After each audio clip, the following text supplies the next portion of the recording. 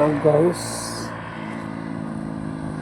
Okay, mga bossing, magra-rides tayo ngayon. At muli ay susubukan natin yung daan.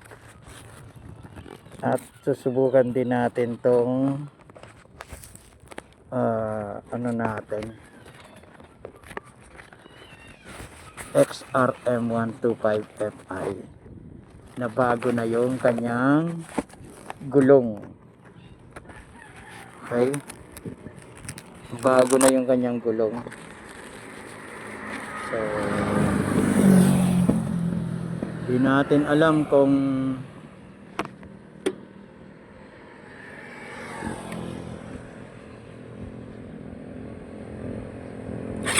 ano pa yung mga bagay na advantage at disadvantage na bago na yung gulong niya, diba?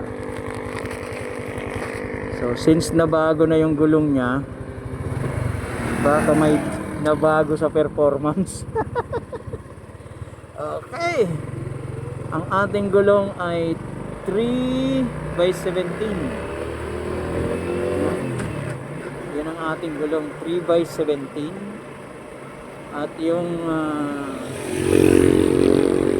ang kanyang rim size ay 1.64 to 1.84. Yan, 17.84. Parang ano, parang 1 point ano, parang ganun siya. So ayan,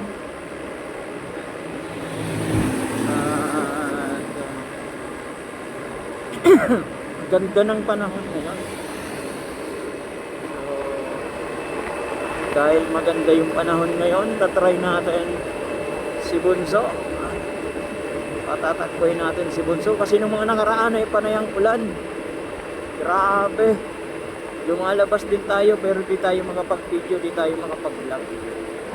Pero ngayon at least para sa mga gustong bumili ng XRM 125 at gustong i-upgrade sa ganitong klaseng setup na malaki yung gulong, kung pwede naman, kung mababago ba yung performance o hindi. Ayan, yun ang pag-uusapan natin ngayon. So far ay pwedeng mabago naman or pwedeng hindi yung performance. Eto ngayon, ang performance niya ay medyo okay, diba? At unang sampang mo pa lang, yung unang sampang mo pa lang ay mahalata mo kaagad na mataas na siya dahil siyempre malaki na yung gulong. Since na malaki yung gulong, malaki naman kasi yung clearance, kaya pwedeng ilaki yung fender clearance niya, yung ano, yung height, pwede, kaya pwedeng ano, pwede siyang lakihan, pati nga yung unahan pwede rin. So sa susunod, yung unahan naman gagawin natin yung 2.75, abangan yung bossing yung ano na yan. So ngayon, yung dati pa rin, yung stock pa rin yung gulong niya sa unahan kasi hindi pa naman gaano pudpud. Yung pudpud lang ay yung nasa ulihan. Sa araw-araw natin ginagamit, na pudpud talaga siya. Eto, 1 year natin ginamit yun. Eto ngayon ay yung ano naman niya, yung bagong gulong. Unang sampa mo sa motor ay tumaas. Tapos pag tinothrottle mo siya, ngayon tumatakbo, di ba? Pag tinothrottle mo siya, medyo makunat. Siguro dahil sa medyo malaki siya. So yun ang ano niya, yun ang karakteristik niya ngayon. pero kayang-kaya.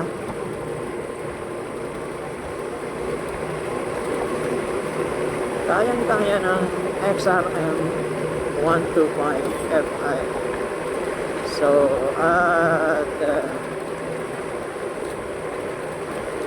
yung takbo niya na banayad ay napaka-smooth para kahit angkasan. Isa rin sa mga advantage kung bakit ginawa ko yun, para pag inaangkasan siya, hindi siya yung parang halos 1 inch na lang yung nakikitang coma. Ano yung rin yun, kahit ano siya kahit na talagang plated siya kahit madami yung hangin niya, matigas, talagang ano pa rin, iba pa rin yung ganitong malaki yung bulog. So ira-rides natin siya dito lang muna sa Pantay. So subok lang to, subok lang.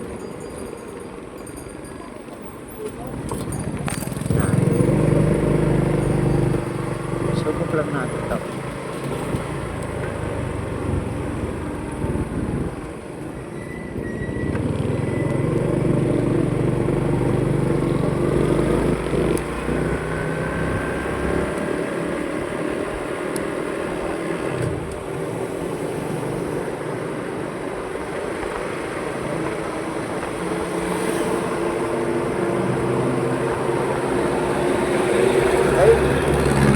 Tayo sa medyo asphaltado, yung asphalt, maganda yung dikit ng ano, yung kapit ng gulong sa asphalt.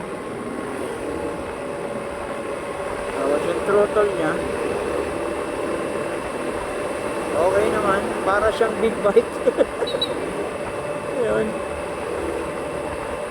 para siyang big bike ngayon. So maaaring maapektuhan nito ay yung gasolina.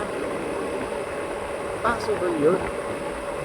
Kasi kailangan mo siyang i-throttle ng hindi na smooth. Pang big bike na yung throttle niya. Ano? Diba? Nasa third gear tayo. Bossing. Yung takbo natin nasa third gear. Yung throttle ko nasa third gear. Yan. Pag pinorth gear ko, pupuelo natin. Yan, bubuelo natin kung hanggang saan yung third. 80. So yun, 80 siya sa third. Sa third gear, nag-80. So hindi naman gaano apektado. Tingnan natin yung ano, yung gasolina sa susunod. Yan. Third gear lang siya ha. Hindi ko pa siya pinuport. Yung performance niya ay masasabi kong malupit talaga yung XRM. Pwede mo siyang parang gawing big bike modified. Yan. Na malalaki yung gulong, pwede. So tatry din natin to sa lahat ng uri ng gusto natin na mangyari sa Honda XR.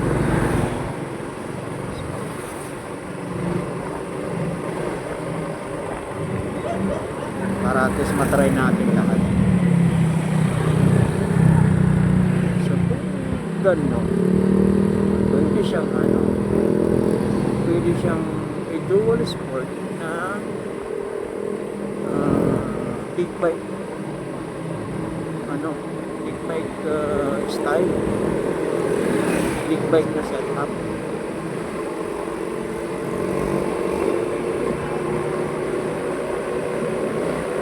Okay yung makina niya walang gumaganda siya, ano na lang siya, yung parang nag-whistle.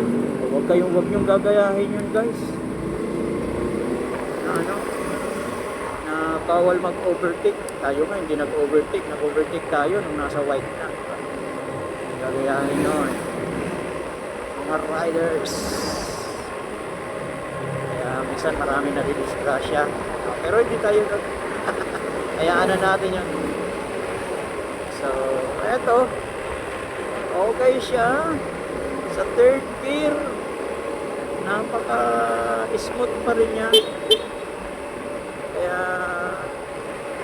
we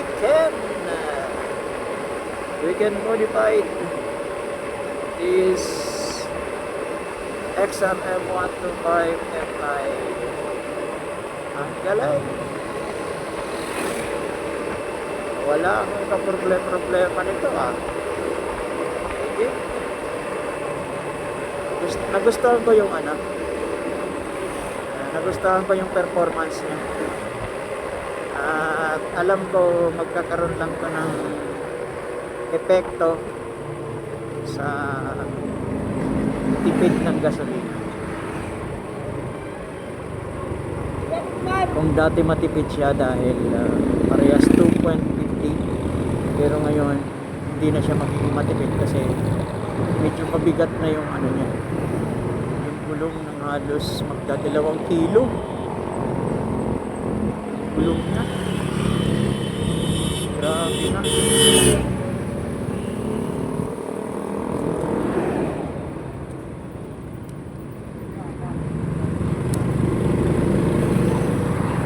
Halos magdadalawang kilo. Grabe. So ayan.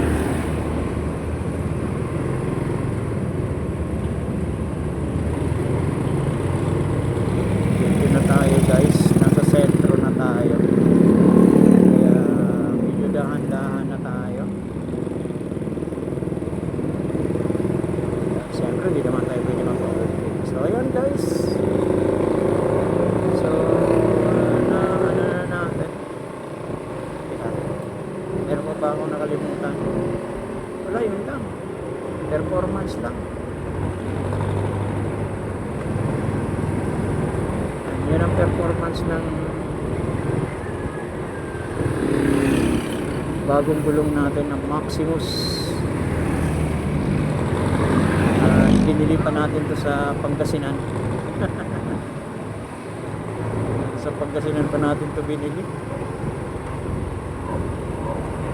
para lang mapalitan natin. Bili tayo ng ano, syempre Class A na rin naman yung binili natin, na pwede pang racing.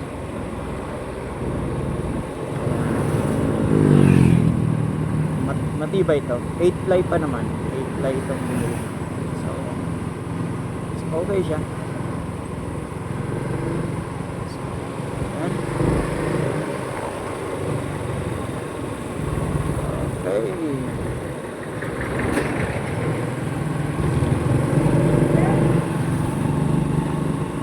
Nandito na tayo.